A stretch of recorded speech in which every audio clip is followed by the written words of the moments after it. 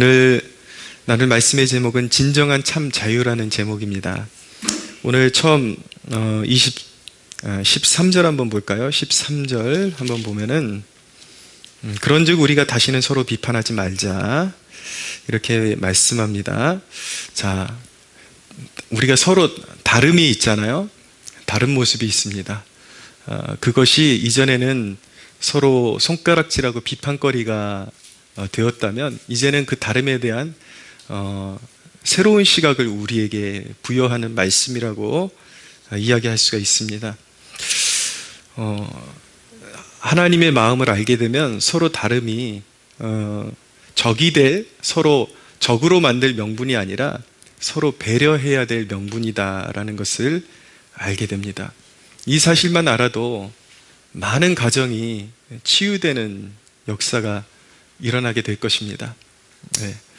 우리 가정에도 보면요, 사람이 정말 달라도 너무 다르다라는 것을 알게 됩니다.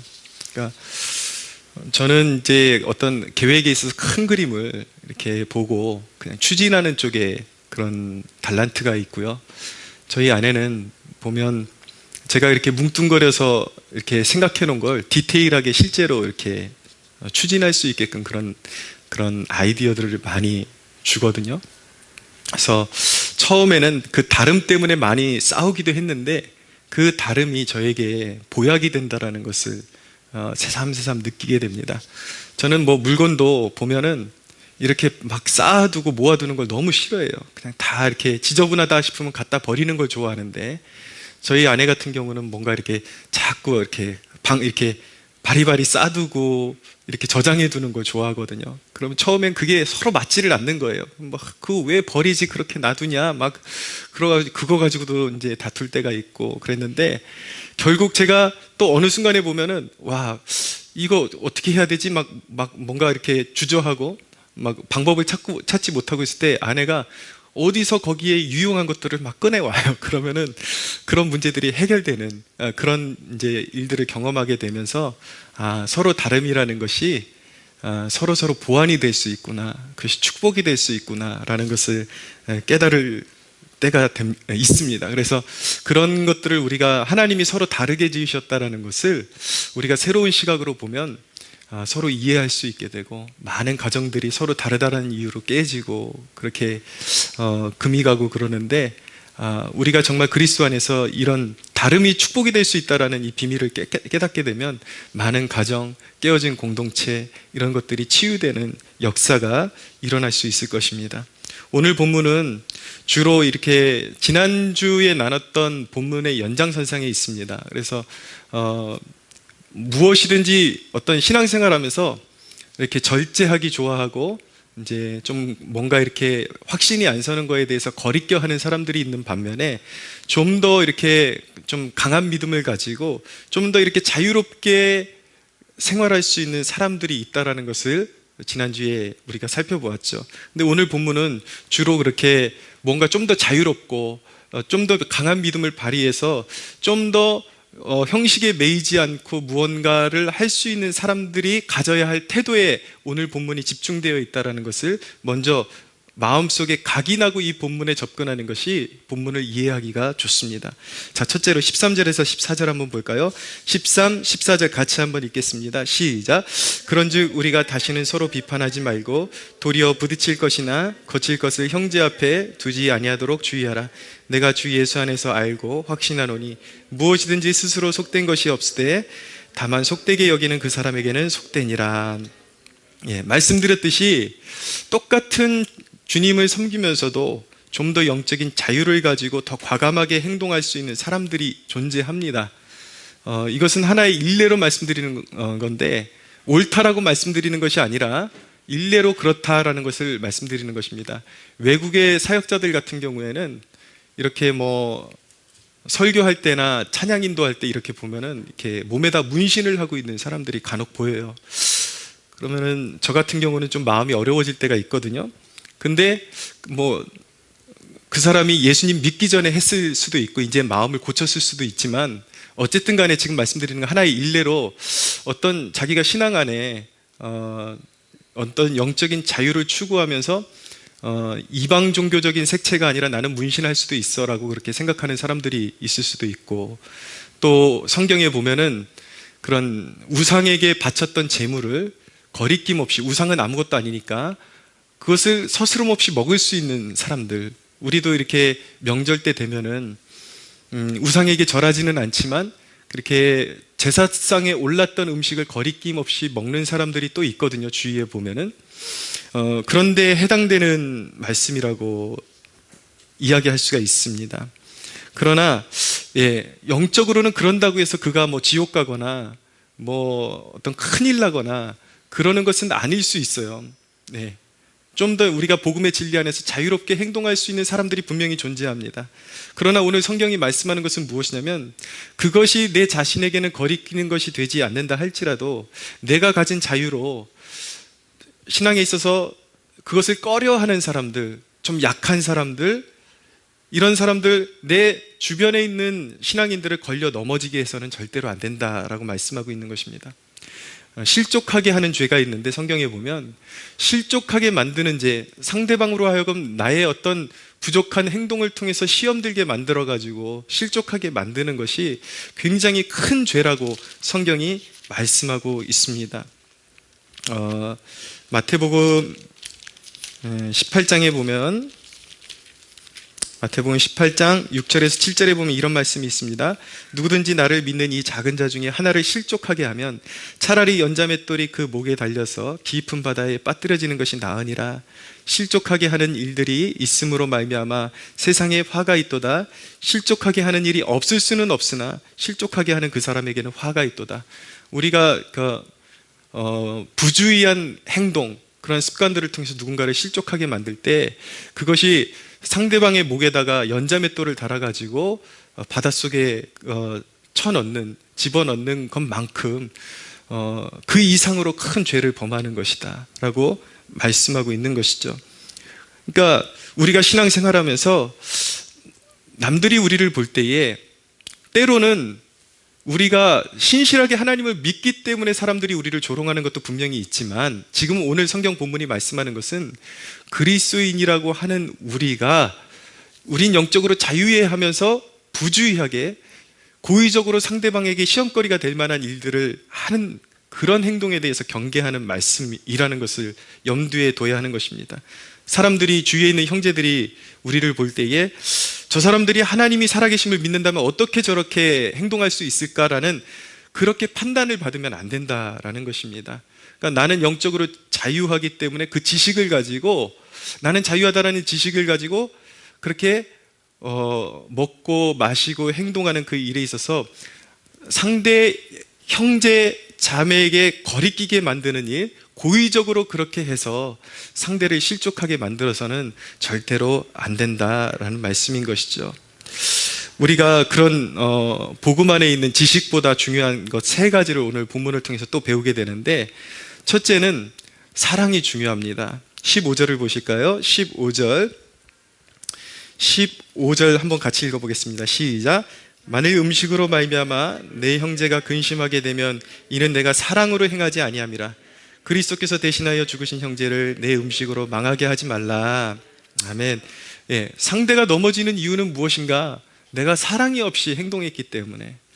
자, 지식적으로는 그것이 복음 안에서 큰 죄가 되지 않고 얼마든지 가능한 것이라고 생각하고 할 수는 있었을지 모르겠지만, 나의 그런 부주의한 그런 행동을 통해서 누군가가 시험에 들었다면, 그리고 실족했다면 그것은 사랑이 없기 때문에, 사랑으로 행하지 않았기 때문에 그런 결과가 벌어진 것이다. 그래서 지식보다 더 중요한 것은 첫째로 사랑이다라는 것을 성경이 누누이 강조하고 있는 것입니다. 두 번째로, 지식보다 중요한 것은 존중하는 태도입니다. 오늘 우리가 서로를 바라볼 때 어떤 존재로 바라봐야 되냐면, 우리 한 사람 한 사람의 가치를 성경이 말씀할 때에 그리스도께서 대신하여 죽으신 형제다라고 말씀하고 있습니다. 나만 하나님이 사랑하셔서 예수님이 나를 위해서 죽어주신 것이 아니라 여러분 옆에 있는 그 형제를 위해서도 예수님께서 동일한 값을 지불하셨다라는 거예요. 대신해서 죽으셨다라는 것은 그를 구원하시기 위해서 값을 지불하셨다라는 뜻인 것입니다. 죄값을 대신 지불하시고 예수님이 자신의 피값으로 그 형제를 사셨다라는 말씀인 것이죠. 어떤 값어치, 값은 분명히 그 존재의 가치를 대변하는 것입니다. 우리가 지금 서로 같이 신앙생활하는 형제자매는 주님의 피값으로 사신 존재이다라는 말씀인 것이죠. 우리가 같이 신앙생활하는 그런 형제들이 겉모습으로 보기에는 굉장히 부서진 인생이고, 그리고 형편없어 보이는 존재라 할지라도 겉으로 보이기에는 그를 구원하시기 위해서 지불하신 그 값은 동일하다라는 거예요. 바로 하나님의 피값, 성자 하나님의 피값이라는 것입니다. 할렐루야. 그만큼 값진 액수를 지불하고 그를 사셨다라는 거예요. 주님은 그를 향한 궁극적인 회복의 계획을 가지고 계십니다. 지금 너무나도 부족하고 신앙적으로 연약한 모습이 번번이 보인다 할지라도 그가 마음속에 진정으로 예수님이 나의 구주이십니다라는 고백이 그 심령에 있다면 그는 진실로 하나님의 자녀요, 그를 사시기 위해서 주님께서 피값을 지불하셨다라는 거예요. 그리고 궁극적으로 지금은 연약하지만 궁극적으로 하나님께서 그의 인생을 다스리셔서 결국은 그를 향하신 구원의 계획을 성취하실 것이기 때문에 나만 귀한 것이 아니라 모든 우리 형제자매들이 서로 귀하다라는 것을 알아야 된다라는 것입니다. 서로가 귀한 것을 우리가 알아야 되는 것이고, 그리고 우리 개인의 내 자신의 자존감 또한 어디서 근거가 있는가? 나의 기능이나 나의 잘남에 나의 가치가 있는 것이 아니라 주님이 우리 한 사람 한 사람 내 자신을 사실 때에 누구보다 싸게 사신 것이 아니에요. 싼 값으로 사신 것이 아닙니다. 여러분들이 생각할 때에는 어쩌면 저는 목사이기 때문에 그래도 조금 더 특권을 가지고 저 사람은 구원받은 것이 아닐까, 좀 더 주님께 더 값어치 있는 그런 존재로 인정받는 것은 아닐까라고 오해할 수도 있겠지만 전혀 그렇지 않다라는 것입니다. 목사인 저나 오늘 우리 공동체 가운데 가장 연약한 그 한 사람이나 주님께서 동일한 값을 지불하셨다라는 거예요. 목사인 저는 목사 만들기 위해서 좀 더 비싸게 지불하고 사신 것이 아니고 저를 구원하시기 위해서 하나님이 지불하신 값이나 여러분 한 사람 한 사람을 구원하시기 위해서 하나님이 지불하신 값이나 똑같다라는 것입니다. 할렐루야. 예, 그만큼 여러분들이 귀한 존재라는 것이죠. 그런데 이 말씀은 그릇된 자기중심성을 부추기는 말씀이 아니라 그만큼 여러분들이 귀한 값을 치르고 하나님이 사셨기 때문에 여러분들 한 사람 한 사람의 인생을 귀한 일에 사용해야 함을 말씀하고 있는 것입니다. 기독교 역사에 조지 밀러라는 분, 5만 번 하나님께 응답받은 그러한 간증을 우리에게 남긴 그런 위대한 하나님의 사람이 있는데, 이 사람의 원래 모습은 아주 깡패와 같고 아주 껄렁껄렁한 그런 사람이었는데 하나님을 인격적으로 만나고 주님을 인격적으로 만나고 나서 내가 어찌 주님이 나를 구원하시기 위해서 그렇게 피값을 지불하시고 자신의 전부를 주셨는데 내가 여전히 껄렁껄렁거리고 깡패처럼 살 수 있는가? 그래서 그의 인생을 송두리째 하나님께 드리고 평생 동안 고아들을 돌보는데 그렇게 자신의 인생을 헌신했던 그런 스토리를 가지고 있는 것입니다. 여러분, 하나님께서 우리의 죄값을 사하시고 예수님께서 자신의 피값을 주고 우리를 사셨기 때문에 우리는 결코 육신이 원하는 대로 살아서는 안 되는 것이고, 우리의 인생이 아무리 보잘것없는 인생처럼 보인다 할지라도 하나님의 귀한 일에 사용해 주십시오라는 간절한 소원함이 우리 안에 있어야 할 줄로 믿습니다. 여러분, 값도 중요하지만요, 누구의 소유인가도 굉장히 중요한 것입니다. 설령 값어치가 적다 할지라도 누구의 소유인가에 따라서 잘못 건드리면 전쟁이 날 수도 있습니다. 생각해 보십시오. 어떤 제국에 조그만 섬마을 하나 잘못 건드리면 전쟁이 유발되는 거예요. 자, 우리가 누구의 소유인가? 그 값어치를 따져도 우리는 존귀한 존재이지만 우리는 하나님의 소유다라는 것입니다. 여러분, 하나님은 누구십니까? 하나님은 인류의 통치자이시고 하나님은 불의에 대해서 진노하시는 분이십니다. 하나님은 그의 소유를 눈동자처럼 지키시는 분이십니다. 성경에 보면 이스라엘을 하나님께서 자기의 눈동자처럼 지키신다라고 말씀하고 있어요. 우리는 영적인 이스라엘입니다.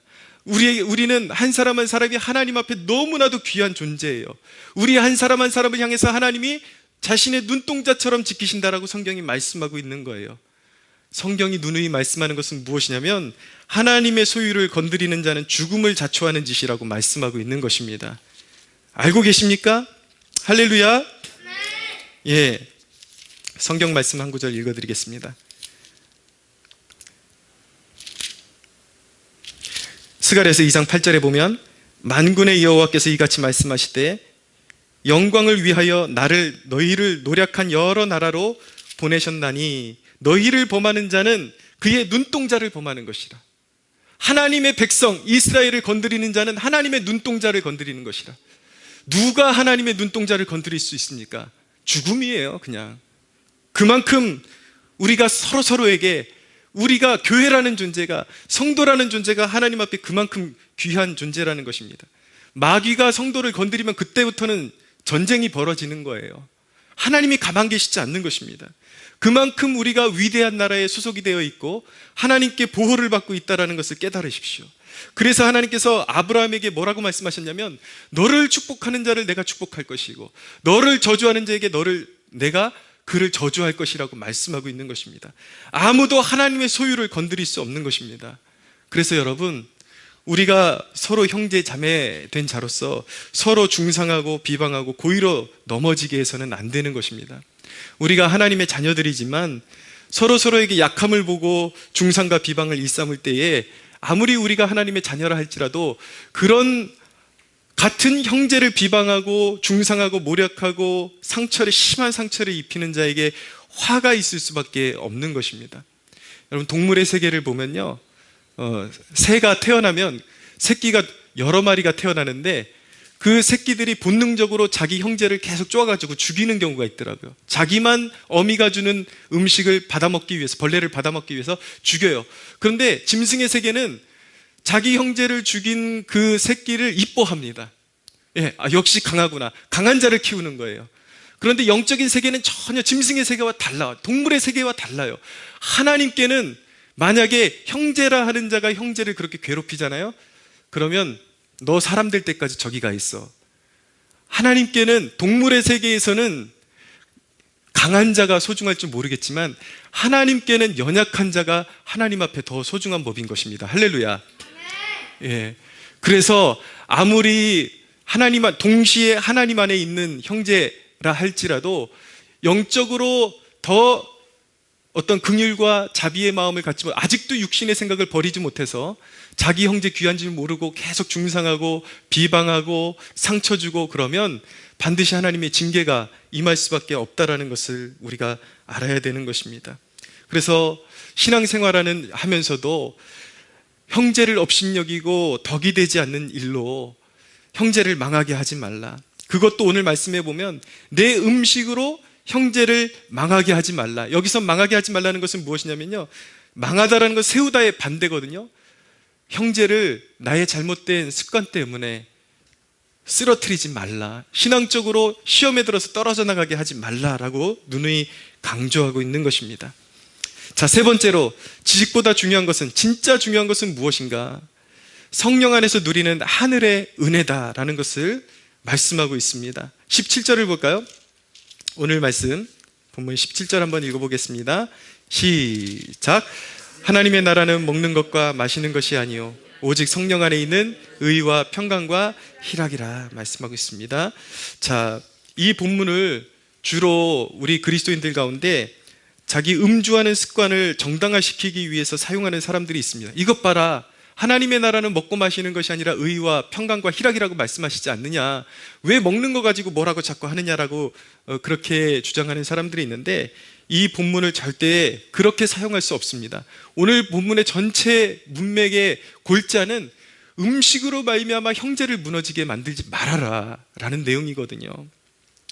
사도 바울이 누누이 자신의 서신에서 강조하는 것이 무엇이냐면 고린도전서 8장 8절에 보면 이런 말씀이 있습니다. 음식은 우리를 하나님 앞에 내세우지 못하나니 우리가 먹지 않는다고 해서 더 못 사는 것도 아니고 먹는다고 해서 더 잘 사는 것도 아니다. 그 음식 먹는다고 해서 더 잘 사는 것도 아니다. 그 음식을 먹지 않는다고 해서 더 못 사는 거 아니다. 그 음식 가지고 너무 매이지 말아라. 예, 그런 음식을 먹는 사람을 지나치게 비방해서도 안 되지만 그 음식 먹으려고 그렇게 고집 부릴 필요도 없다라는 그런 말씀인 것입니다. 여러분, 이 대목에서 우리가 본질에 대한 이야기를 좀 더 짚고 넘어가자면, 지난주에 제가 말씀드릴 때 전통 예배를 좋아하는 사람들이 있고, 전통적인 찬송가를 더 좋아하는 사람들이 있고, 현대적인 찬양, 열린 예배를 더 좋아하는 사람들이 분명히 있다라고 말씀드렸어요. 그런데 이런 외적인 것들은요, 사실은 은총의 수단인 것입니다. 어떤 형식을 취하든지 하나님의 임재에 이를 수 없다면 본질적인 것에 접근하지 못한 것입니다. 보십시오. 기타가 있습니다. 근데 이 기타도 보면요, 모양이 다양합니다. 제 것처럼 이렇게 홈이 파여져 있는, 골이 파여져 있는 모양이 있는 반면에 통으로 된 그냥 둥글둥글한 기타가 있습니다. 어느 기타가 더 좋은가? 그것은 정해진 바가 없는 것입니다. 중요한 것은 기타의 외향적인 모양이 중요한 것이 아니라 기타가 그것을 통해서 제 음을 내느냐, 깊은 울림이 있느냐, 그것이 더 중요한 것처럼 형식의 의미는 그것을 통해서 하나님 나라를 경험하는 것에 있다는 것을 우리가 깨달아야 되는 것입니다. 그 하나님 나라가 무엇입니까? 성도에게 임하시는 하나님의 임재를 의미하는 것입니다. 하나님의 임재를 통해서 참된 거룩함을 맛보게 되고, 이 땅에서 맛볼 수 없는 참된 평화와 참된 기쁨을 얻게 되는 것입니다. 여러분, 커피도요, 동일한 원두를 쓴다 할지라도 기계에 갈아서 내릴 수도 있고 사람이 손으로 수작업으로 갈아서 내릴 수도 있습니다. 그런데 그 방법에서 오는 약간의 향과 맛의 차이가 있을 수는 있어요. 표현이 다를 수가 있습니다. 그러나 본질은 같은 것입니다. 똑같은 원두를 넣은 거예요. 마찬가지로 오직 예수 그리스도, 형식은 약간 다를 수 있지만 예수 그리스도는 그 본질을 붙잡을 때 예수 그리스도를 통해서만이 우리는 하늘의 충만한 은혜를 누릴 수 있다는 사실을 꼭 기억하는 성도들 되시기를 바랍니다. 기독교라는 것은 그런 것입니다. 예배라는 외향적 활동을 통해서 천국의 향기를 느끼는 거예요. 그것이 하나님의 임재인 것입니다. 그래서 그 임재를 통해서 우리의 믿음을 고양시키고 의에 대한 선명한 시야와 흔들림 없는 내면을 소유하게 되는 것이고, 거짓이 없는 기쁨에 눈을 뜨게 되는 것입니다. 주님을 깊이 추구할수록 그 천국의 향이 우리의 심령에 깊이 새겨지게 되는 것이죠. 그래서 진정한 성도는 찬양과 말씀과 그 기도라는 본질 안에서 그것이 어떻게 표현되는지 그 겉모양에는 너무 큰 의미를 두지 마십시오. 찬양과 말씀과 기도라는 헌신이란 그 수단을 더 적극적으로 활용해서 하나님의 임재를 사모해야 하는 것입니다. 할렐루야. 예배를 통해서 하나님의 깊은 임재로 들어가는 것이 영적인 축복이라는 것, 우리가 추구해야 되는 방향성이 거기에 있다는 것을 꼭 기억하십시오. 그런데 그런 믿음이 강한 자, 좀 더 그 믿음을 가지고 영적으로 자유함을 누릴 수 있는 사람이 빠질 수 있는 함정이 있습니다. 그것이 무엇이냐면 바로 영적인 오만이라는 것입니다. 어떤 사람들은요, 자신은 하나님만 두려워해, 나는 하나님만 기쁘시게 해드릴 거야 라고 말하면서 절제하지 못하고 사람을 배려하지 않는 그런 태도를 가진 사람들이 있습니다. 그것은 하나님 앞에서 매우 불손한 태도인 것입니다. 요즘 이런 페이스북이나 이런 SNS를 통해서 오늘날 그리스도인들이 자신들이 술 마시는 사진, 이런 것들을 굉장히 자랑스럽게 올리는 사람들이 있습니다. 그런데 여러분, 술 먹는 사진 올리지 마십시오. 그건 덕이 되지 않는 것입니다. 아직까지 자기 자신이 술을 완전히 끊어버릴 수 있는 믿음까지 도달하지 못했다 할지라도 자기의 술 먹는 모습을 통해서 다른 사람까지 영적으로 죄악된 길로 빠뜨리는 그런 부족한 행동을 보여서는 안 되는 것입니다.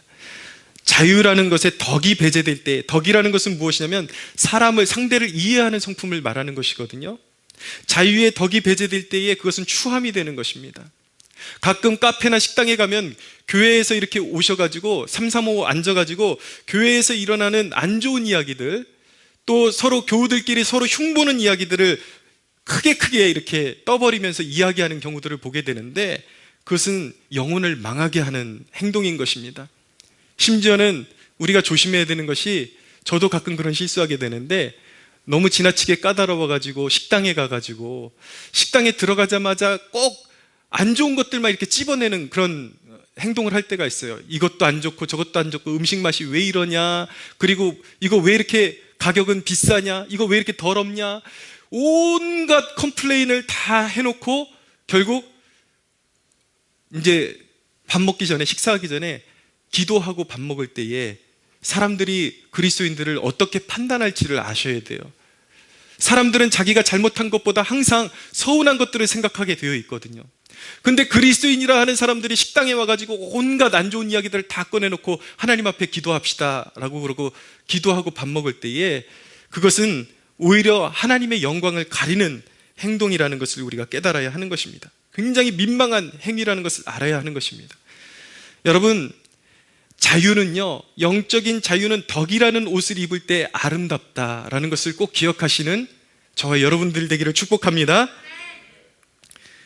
영적으로 좀 더 자유한 자가 있고 좀 거리끼는 사람들이 있는데, 오늘 이 본문은 이 두 부류의 사람들에게 동시에 다 과제를 부여하고 있다는 것을 우리가 알기 원합니다. 첫 번째로 거리끼는 사람에게 주시는 하나님의 말씀이 무엇인가? 20절을 보십시오. 오늘 본문 20절 같이 한번 읽어보겠습니다. 시작. 음식으로 말미암아 하나님의 사업을 무너지게 하지 말라. 만물이 다 깨끗하되 거리낌으로 먹는 사람에게는 악한 것이니라. 거리낌으로 먹는 사람에게는 악한 것이니라. 여러분들의 마음이 이걸 했을 때에 무언가 거리껴지고 영 내키지 않으면 하면서 찜찜해하지 말고 단호하게 하지 마십시오.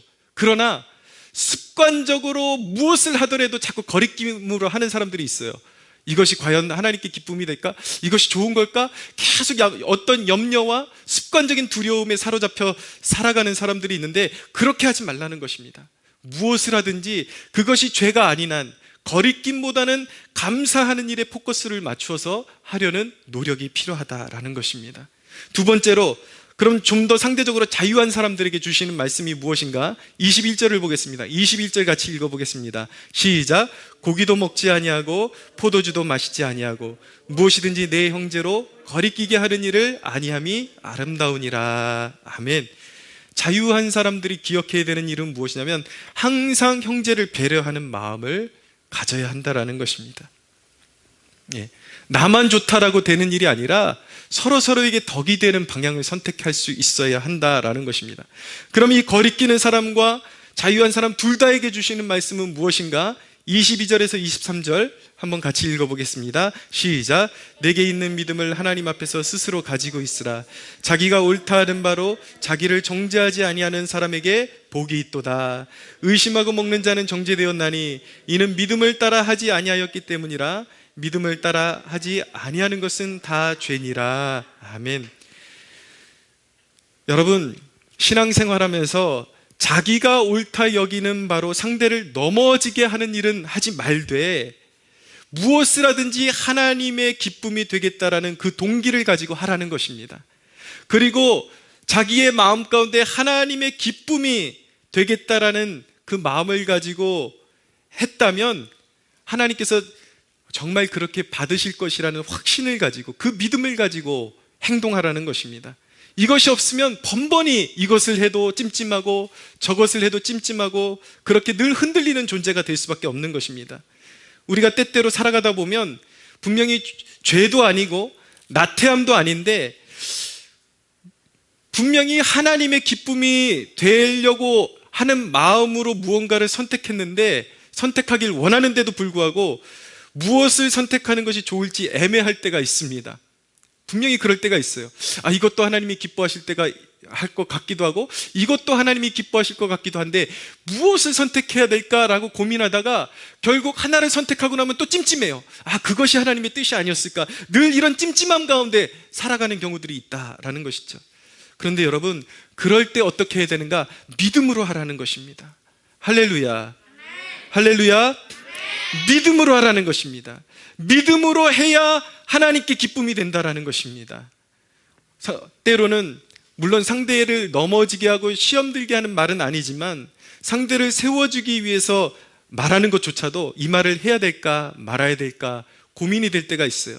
근데 말을 해놓고 나면 안 하는 게 더 좋지 않았을까라는 후회가 늘 들 때가 있습니다. 그래서 늘 마음이 어떤 영적인 기쁨에 충만해서 살기보다 신앙생활하면서도 늘 후회로 점철되어서 살아가는 그런 사람들이 있다라는 것이죠. 그런 모호함 속에 방황할 때에 왜입니까? 믿음으로 하지 않기 때문에 그런 현상이 벌어지는 것입니다. 그러나 오늘 성경이 말씀하는 것은 무엇이냐면 당신이 그것을 하나님의 기쁨이 되기 위해서 선택했는가? 그것을 믿으라는 것입니다. 믿는 자는 결코 정죄되지 않는다라는 것입니다. 할렐루야. 왜냐하면 무엇을 선택하든지 그 선택이 조금의 부족함이 있다 할지라도 믿음으로 했다면 결국 하나님께서 합력하여 선을 이루실 것이기 때문에 믿음으로 하면 그것은 결코 우리에게 나쁜 것이 되지 않고 결국 좋은 결과로 하나님께서 빚어주실 것이기 때문에 우리는 그것을 믿음으로 할 수 있다는 거예요. 우린 믿음이 주는 신앙의 참 자유를 만끽하게 되는 것입니다. 사랑하는 여러분, 영적인 참 자유는 우리를 구원하시기 위해 자기 자신을 비우신 예수 그리스도의 비우심을 이해할 때만 누릴 수 있는 것입니다. 예수님은 우리의 고통을 채울하시기 위해서 우리와 같이 되셨습니다. 자기를 비우시고 하늘의 영광을 버리시고 주님은 모든 것을 자기 뜻대로 하실 수 있는 자유의 근본입니다. 본체입니다. 그럼에도 불구하고 자기를 비우셨어요. 우리를 구원하시기 위해서. 주님은 자신을 위해서 살지 않으시고 하나님 아버지의 영광과 오직 죄인들의 구원을 위해서 일생을 사시고 십자가를 기꺼이 지셨습니다. 주님께서 자기를 그렇게 낮추셨을 때 주님은 아버지의 영광 가운데 부활의 영광으로 나오실 수 있었다는 것을 우리가 꼭 기억하기를 원합니다. 여러분, 우리가 한 영혼을 올바로 세우기 위해서 나에게 자유가 있지만 그 특권을 내려놓고 나를 비울 때만이, 나를 내려놓을 때만이 하나님이 우리에게 주신 자유가 비로소 아름답게 빛이 나고 영광스러운 것이 될 수 있다는 것을 꼭 기억하고, 그렇게 철부지 같은 우리 마음, 아직까지도 내려놓지 못하고 영적으로 덕이 되지 못하는 삶의 모습으로 살아가는 우리의 이기심을 내려놓고 성숙한 하나님의 백성들로 빚어져서 늘 귀한 영혼들을 세우는데 쓰임받는 저와 여러분들이 되시기를 예수 그리스도의 이름으로 축복합니다. 우리 하나님께 영광의 박수 올려드리겠습니다.